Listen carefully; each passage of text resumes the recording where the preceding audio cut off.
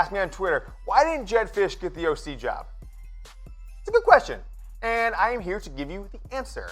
Because Jedd Fisch has gone on to have a shaky 2017 with UCLA that saw his head coach get fired, the guy he went and worked there under, and he took over for a game, I think, their bowl game. He was the interim head coach. Last year, he was been with the Rams, not the OC, an offensive assistant, and seems to be doing okay. But Michigan's offense has struggled without him, has not had a 100-yard wide receiver since Jedd Fisch left. November 2016, Fisch was the passing game coordinator through the 2016 season. 2015, he came in with Tim Drevno. 5 games, 5 times, Michigan had a 100-yard wide receiver. 3 in 2016. He leaves, and you have had an offensive drought and just an awful passing game since then. 2017, you went almost an entire calendar year from September of 17 to September of 18 without a wide receiver catching a touchdown pass. And now you're seeing it 32 games without a wide receiver at a 100-yard game. So why didn't Jedd Fisch get the OC job? I will tell you why. Breaking news here. By the way, next segment coming up, I got to get my phone ready because I'm about to play some sounds here back to the producers. They need to know this is coming. So I'm going to prep this for the next one. But here's the answer on Jedd Fisch. Jedd Fisch wanted the OC job. He wanted to be an offensive coordinator. He was one in the NFL before he came to Michigan with the Jags. And Jim Harbaugh had to make a decision. Tim Drevno or Jedd Fisch. Fisch was going to leave. He wasn't the OC. He chose Drevno. A year later, he chose not Drevno. So Jim Harbaugh made a bad decision. That's as frank it is. And he should call Jedd Fisch up right now and say, can you be in Ann Arbor by next Monday? We need you. I'll double whatever the Rams are paying you. And get this bum gas the hell out of there. Because that's why Jedd Fisch didn't get the job. Harbaugh's made a lot of bad decisions, like paying Pep Hamilton $1.4 million in 2018 to be the passing game coordinator. Good question from Grumpy9085 on Twitter. Guys, we made it. We are no longer private. It's my rap sound. So we went private for about a couple hours, midnight, and then the bean counters and the bureaucrats, they called me at 3 a.m. They said, I picked up the phone. I said, hello, who is this? I said, Mr. Yoder? Yes. I said, this is Mr. BS from the administration team. You hit 5,000 subscribers. We've reactivated your channel to the public. Can you please confirm the spelling of your last name? I'm like, spelling of my last name, Y-O-D-E-R. And they're like, hang up the phone now. I'm like, okay, that was what happened last night at 3 a.m. But made it 5,000, so they turned the channel back on. So all of you lurkers out there, you get to keep watching because we made it to 5,000 subscribers. So the show remains. Claps to you guys for subscribing. Let's take it to the next question from Cooter12 on Instagram. Why don't they give our wideouts more opportunities in the red zone? Wonderful question. I sat there in the stadium in my 50-yard line, dead center seats with all the big-time alumni. Sarcasm, 32-yard line. I thought to myself the same thing. You go down the field throwing to Ronnie Bell, Tariq Black, Nico Collins, but then you get, I'm sorry, not Ronnie Bell, Nico Collins, Tariq Black, down Peoples-Jones. Then you get inside the 20, and Mike Sainer still becomes your targets. Giles Jackson becomes your targets. Ronnie Bell becomes your targets. Why don't you go to the guys who are now being projected to be first-round NFL draft picks, like a couple of these guys? How about you throw to Nico Collins in the end zone?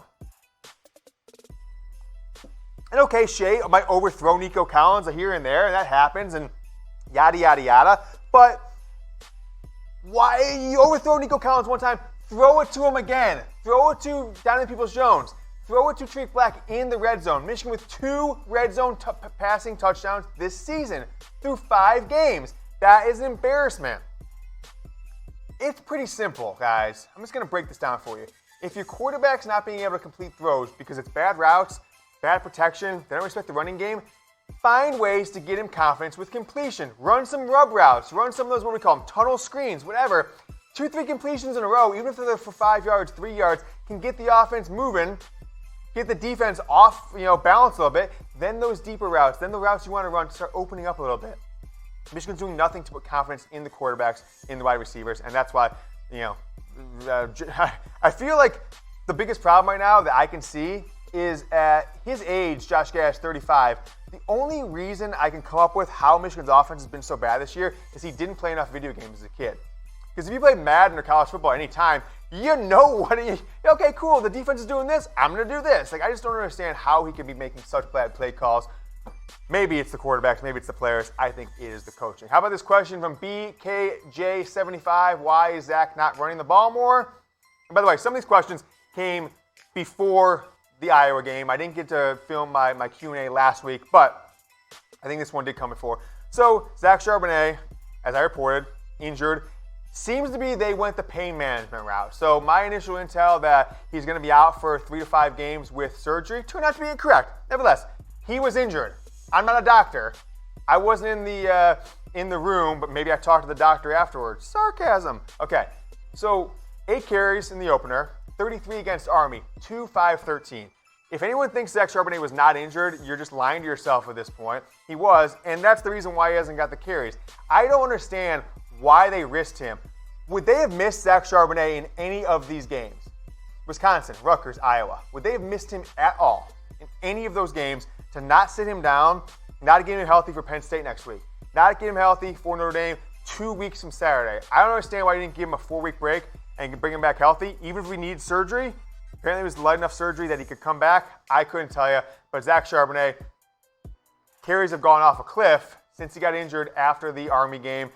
Re-aggravated an existing injury of what it sounds like after 33 carries. Probably was overworked. I was overworked a little bit.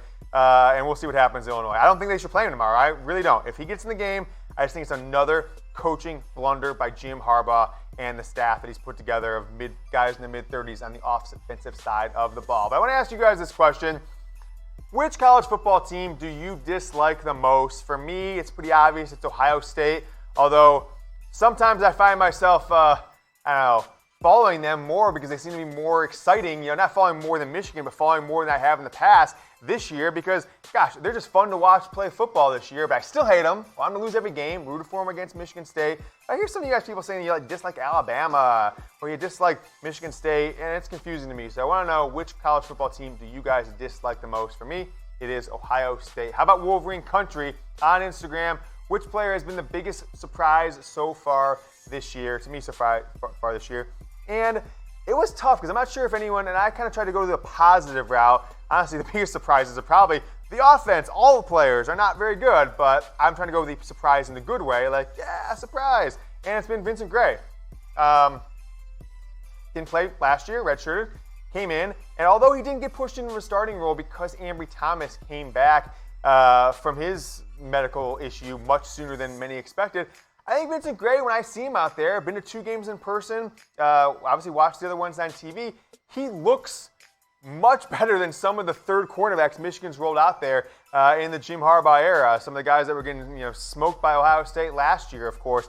And so I think Vincent Gray has, if he was put in a starting role, I think he'd perform fine. 10 tackles, 1 tackle for loss this year. So not putting up the huge stats by any means. Not getting a bunch of interceptions, but he has not been a liability at all. And that was my biggest concern with potentially starting a redshirt freshman who didn't see the field last year with Vincent Gray. So big ups to him. He'll probably be starting with Ambry Thomas next year. Thomas' senior year, and Vincent Gray will be a redshirt sophomore. So I'm guessing those would be your 2 starting corners next year. And I would feel actually pretty good about that, and specifically with a few guys that are freshmen and redshirt freshmen this year coming back as depth. So that is the question from Wolverine Country. And if you guys are getting ready for college football and the NFL this week, make the games a little more interesting.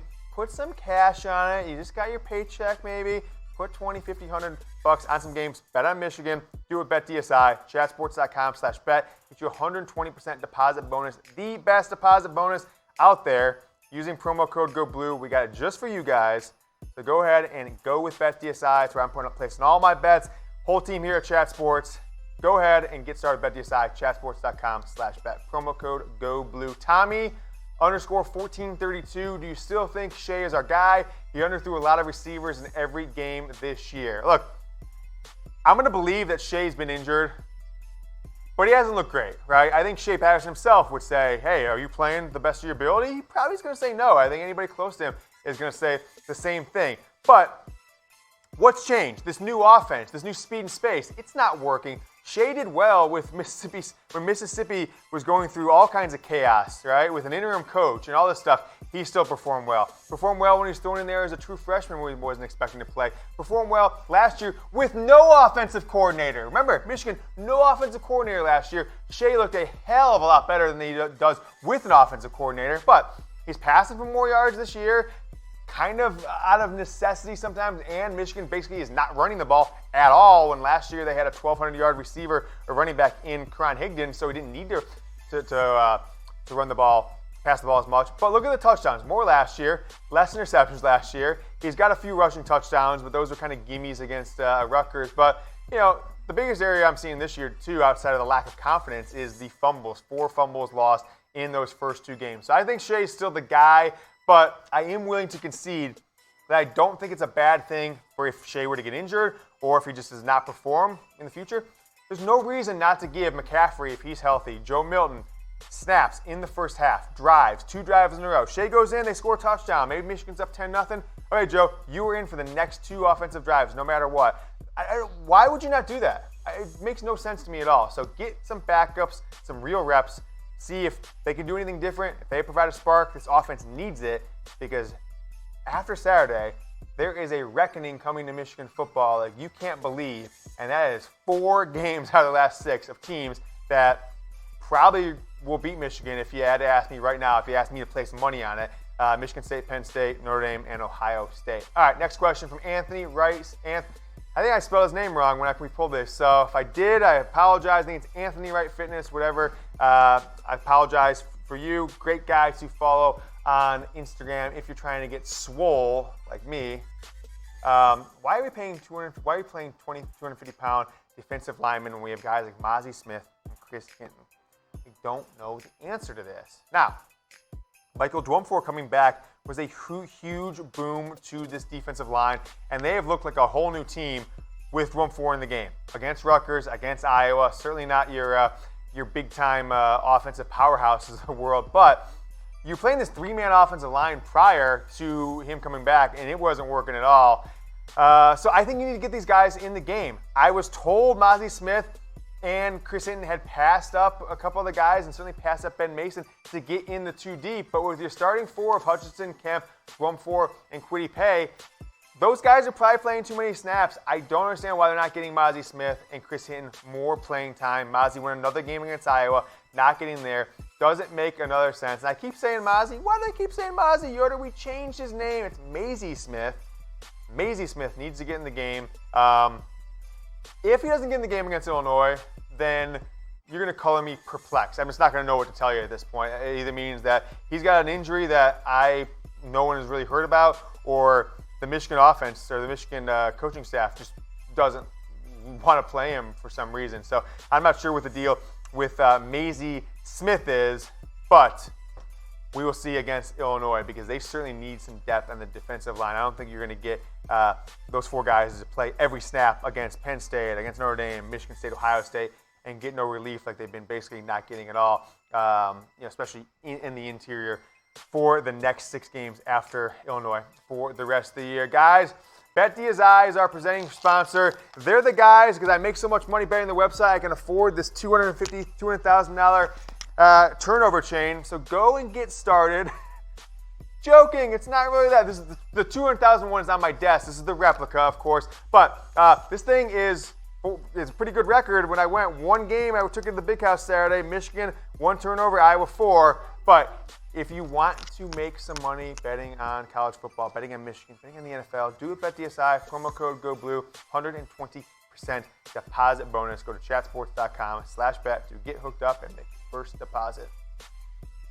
Thanks so much for watching the Michigan Football Report. We're less than 24 hours till game time, so if you want to keep watching more programming from this channel, got a video for you right here, got one for you right here, and we made it, 5,000 subscribers, but let's get to 6,000 soon. Hit that button, subscribe, go blue.